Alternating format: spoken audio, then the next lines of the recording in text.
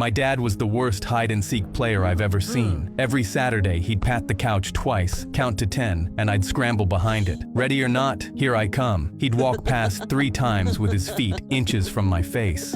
Where could he be, bud? Mom would laugh from the kitchen without looking up. He always found me eventually and told me I was getting better at hiding. I wouldn't understand what he was really doing until the day he forgot who I was. The first time I noticed, I was 12. We'd just finished a round, and Dad sat down on the couch next to me. A minute later, he turned to me. "You want to play, bud?" Before I could answer, he put his hands over his eyes. "Ready or not, here I come." I pulled his hands down and told him we just had. He laughed it off, but I caught the look on Mom's face from the kitchen. His memory kept getting worse. A few years later, I came home from college. Dad was on the couch when I walked in. He smiled and patted the cushion next to him, but he didn't say anything. He'd forgotten the line. Then a few more years went by. I came home for the weekend and walked into the living room. Dad was on the couch, but he didn't pat the cushion this time. He looked up at me and said, "And who are you?" My own dad didn't know me anymore. By the next Christmas, Mom had hired a nurse. I came home, and Mom was on the couch holding his hand while the nurse checked his vitals. I stood in the hallway and watched. When they stood up from the couch, I heard the nurse talking quietly to Mom on the way out. "His Alzheimer's is in the late stages now. He won't have much longer." Mom walked her to the door, and I went into the living room and sat down next to him on the couch. I took his hand and told him about work, about the kids, about the drive down. He didn't even look at me, so I let go of his hand and stood up to leave. That's when I noticed Dad wasn't on the couch anymore. He was crouched behind it. He looked up at me with no idea why he was there. Then his eyes changed. "I remember when you'd hide back here, bud." I knelt down across from him with my eyes filling up. "I always had a feeling you knew where I was the whole time." He smiled. "Yeah, I just liked watching you be little." I sat down next to him on the floor. I know. We stayed back there until the sun went down. That was the last time he ever remembered me.